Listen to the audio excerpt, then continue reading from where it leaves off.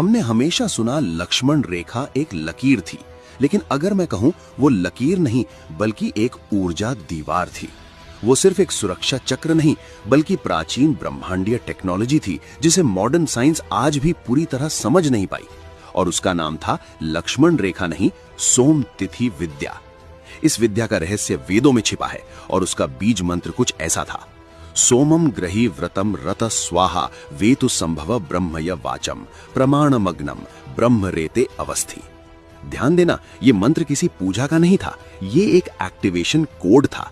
आधुनिक भाषा में कहें तो सोम तिथि वो शक्ति थी जो अग्नि, जल और वायु के कणों को एब्जॉर्ब करके उन्हें एक एनर्जी बैरियर में बदल देती थी, एक इनविजिबल शील्ड जैसी आज साइंस फिक्शन फिल्मों में दिखाई जाती है, लेकिन ये हजारों साल पहले रियल था।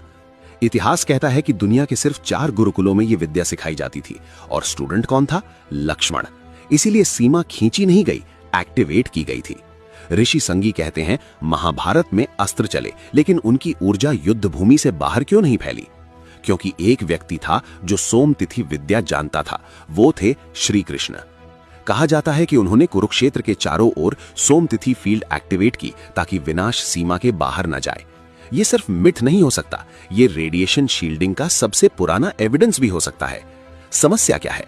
हमारे पास मंत्र हैं, संकेत हैं, लेकिन पूरी विद्या खो चुकी है। आज साइंस कहती है ये इम्पॉसिबल है, लेकिन सवाल ये है, अगर इम्पॉसिबल था तो वेदों में लिखा क्यों गया? शायद भारत का अतीत माइथोलॉजी नहीं बल्कि मिसप्लेस्ड साइंस है।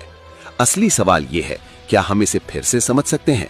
अगर आप भी मानते हैं कि भारत के पास ऐसी विद्या थी जो मॉडर्न साइंस से सदियों आगे थी, तो कमेंट करें। सोम तिथि इज रियल।